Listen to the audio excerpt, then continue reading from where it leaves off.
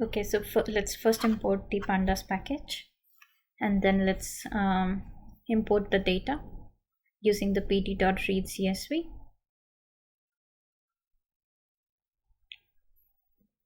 After that, you're going to specify the path here for the dataset. Now let's see how our dataset actually looks like. So that's essentially our dataset. So it has all these columns, and score 1, score 2 columns will be using here. Okay, so in plt.scatter, we are going to mention here 2 arguments. The first argument, the first column will correspond to the column on the x-axis, and the second one will go to the y-axis. So we are taking score 1 here on the x-axis and score 2 from our dataset here on the y-axis. So let's put plt.show. So that's how our figure actually looks like. So the scatter plot basically takes 2 arguments. It is used to compare the distribution of data in 2 variables, and 2 variables here correspond to the numerical variables.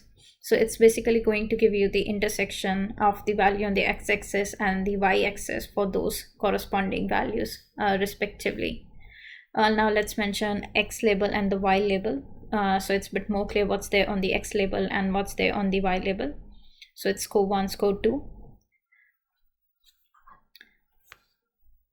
You can specify additional arguments here, such as colors, markers. You can adjust the plot size as well. So you can explore these options in your free time. Let's specify the argument color here. As it's just one scatter plot, so it's not going to make much difference, as the intersection points have been changed to green color. So now let's try to plot 2 scatter plots just in one figure. For that, let's try to separate our data set. So let's divide the data set. So one portion will be in which the model year is less than or equal to 2011. So we want to get those rows only based on that filter. And in the second portion, let's take the data set which has rows in which the model year is greater than 2011. So that's how actually the data till 2011 looks like. So if we take the maximum value here of the model year, it should be less than 2012 in that case. So it's 2008. It looks correct. Let's see the minimum value. So that's how you can see the maximum and minimum values. Okay, now let's specify the another portion of the data. That's the data after 2011.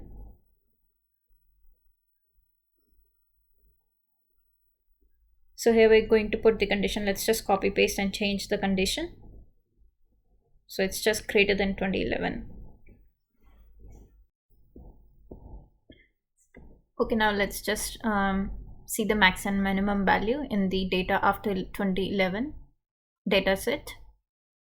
So let's just put the min in front of it and specify the data column. Now if we check for the maximum, then it's 2015. So it seems correct to me. This is what we wanted. Now let's try to plot the scatter plot. So in the first scatter plot, let's take the values from the first divided data set, that's till 2011. So let's take score 1 and score 2 from the first data set. That's the data set that we divided on. So that's data till 2011. So let's take score 1 from there. And the second argument, which will go to the y-axis, let's take score 2. We can specify other arguments as well, like color. So let's take it as green. Let's take the label. So we're going to specify labels as we are going to plot different scatter plots just in one figure. Essentially, we'll be able to figure out things with the help of legend. So in that way, labels will be helpful. We'll just see shortly how. Okay, for the second plot, I have just copy pasted the line and changed the data set name because we are going to work on the same columns.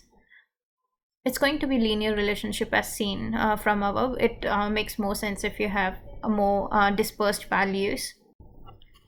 Okay, let's just specify the legend and show function.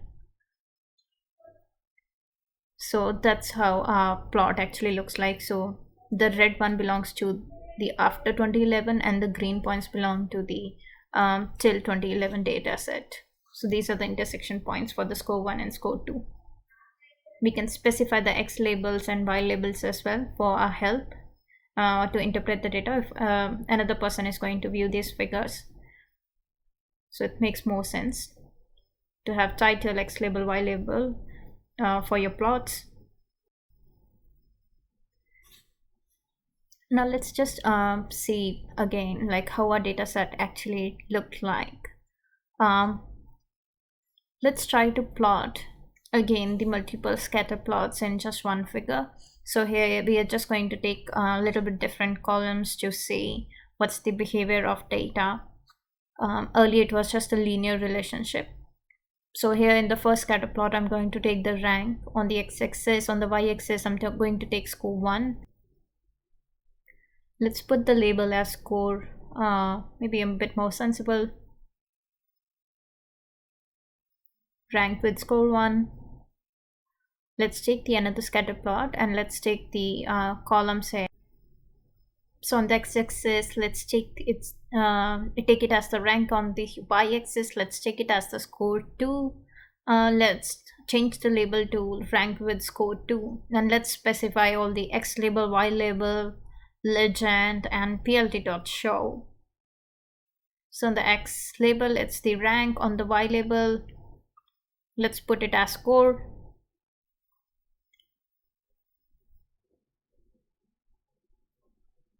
So we can just put plt.legend, plt.show, and that's how our figure actually looks like.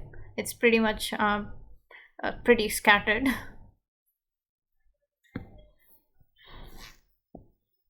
So, and the legends are displayed on the lower right hand side. So that's, I think, because we haven't specified where it should be its location. So that's how pretty much you plot these scatter plots and multiple scatter plots in one figure.